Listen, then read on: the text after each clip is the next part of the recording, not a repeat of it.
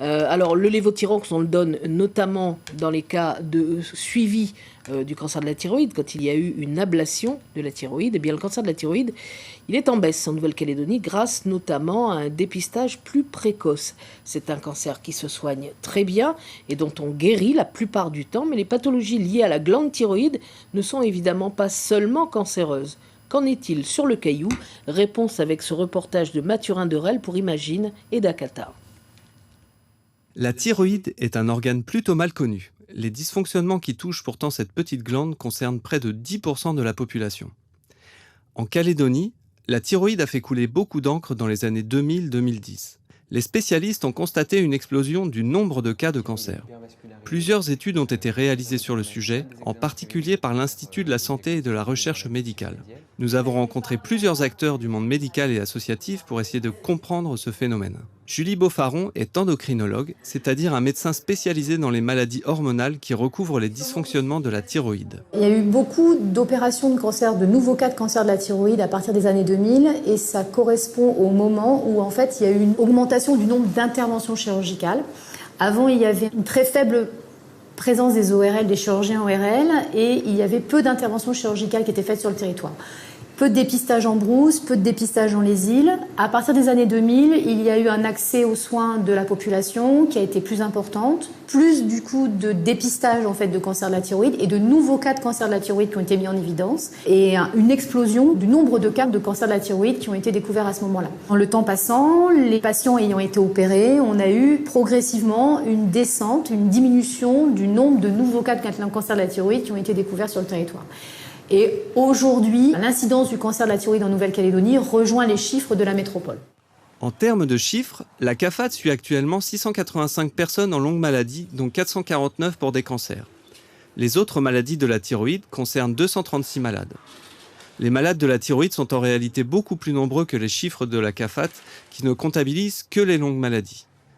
S'il n'existe aucune statistique, on estime au niveau mondial que 10% de la population serait concernée, et en majorité des femmes. Une thyroïde, c'est une glande, c'est-à-dire que c'est un organe qui fabrique des hormones. Et les hormones, ce sont des petits messages qui sont fabriqués à un endroit du corps, qui passent dans le sang et qui vont agir à distance. Et elle est située au niveau du cou.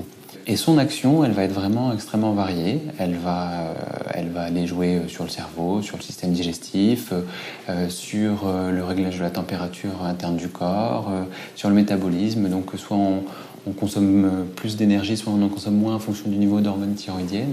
Donc c'est extrêmement varié. Alors, il y a deux grandes catégories de maladies thyroïdiennes. Il y a les maladies du fonctionnement hormonal, donc trop ou pas assez d'hormones.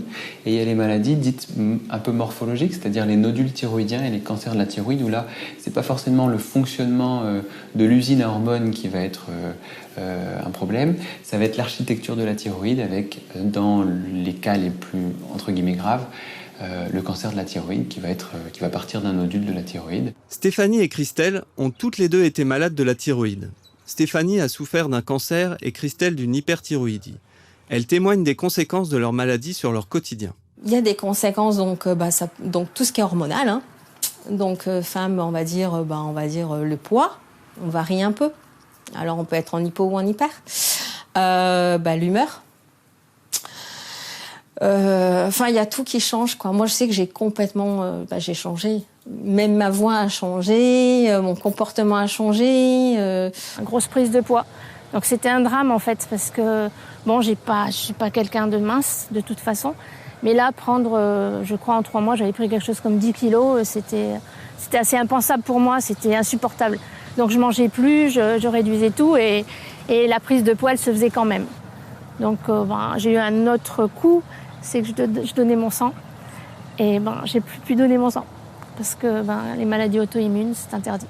Le dépistage est primordial pour permettre de soigner le plus tôt possible les patients. Aujourd'hui, il existe un dépistage systématique de l'hypothyroïdie pour les nouveau-nés. Pour les autres pathologies, Anne-Marie Mestre, médecin conseil coordonnateur du contrôle médical unifié, nous explique comment les professionnels de santé procèdent. Le dépistage, ça se fait quand vous avez un patient devant vous. La logique veut que vous le preniez en charge dans sa globalité. L'examen de la thyroïde, ça fait partie aussi des fondamentaux. Donc, il ne s'agit pas de faire des échographies thyroïdiennes à tout le monde parce que, en termes de ratio, ça correspondrait à rien. Mais il s'agit d'être vigilant d'abord sur le plan clinique. Et une thyroïde, c'est facile à examiner, ça pose pas de problème. Si on a un doute, on fait une échographie. Si l'échographie confirme, à ce moment-là, on va un peu plus loin, si vous voulez.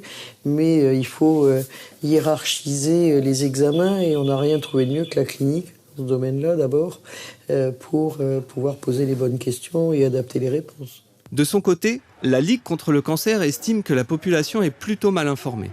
Si le dépistage a un coût, il est aussi un moyen de communiquer sur des maladies telles que celles liées à la thyroïde. Si on peut prendre en amont quelque chose qui soit pris en compte dans l'information ou dans la prévention, forcément on aura déjà peut-être balayé le plus grand nombre. Et c'est ça l'idée, c'est de donner le dépistage, c'est ça aussi, ça sert à ça, c'est de donner au plus grand nombre cette possibilité-là de pouvoir savoir et comprendre ce qui se passe dans leur propre corps. Mais les cancers ne constituent pas les seules maladies qui touchent la thyroïde. Comme le souligne le docteur Beaufaron, il ne faut pas sous-estimer ces maladies. Les maladies thyroïdiennes sont un enjeu de santé publique en Nouvelle-Calédonie par rapport au nombre de patients impactés. Il y a énormément de cas d'hypothyroïdie sur le territoire. Alors, on n'a pas plus de cas de problèmes thyroïdiens en Calédonie que sur la métropole, mais ça représente une grosse partie de la population et du fait de consommation de soins, de consommation de médicaments et de consommation de prise de sang, fait d'analyse médicale et d'échographie, il y a forcément un enjeu sur la santé publique en Nouvelle-Calédonie. Pour la CAFAT, les longues maladies ont un coût relativement modeste. C'est un coût annuel, en gros, d'une 40aine de millions. C'est un coût qui est à peu près stable et c'est un coût, si vous voulez, qui atteint ce montant-là en grande partie à cause des cancers thyroïdiens qui requièrent le plus souvent, au moins en début de traitement, des évacuations sanitaires à Sydney pour un traitement complémentaire à la chirurgie par iode radioactif. On a un arsenal thérapeutique assez varié. Dans les hypothyroïdies, c'est on va dire ce qu'il y a de plus simple à traiter. Déjà, il faut se dire que c'est un traitement à vie, dans 95 ou 99% des cas, parce que l'hypothyroïdie va se dévoiler quand vraiment la thyroïde n'a plus suffisamment de réserve pour fabriquer les hormones thyroïdiennes. Donc, il faut apporter les hormones thyroïdiennes, et là, on a différents médicaments qui existent à prendre tous les jours. Et ça permet en fait de remonter le niveau d'hormones thyroïdiens. On ne guérit pas la maladie thyroïdienne en elle-même, parce qu'on ne sait pas reconstruire une thyroïde.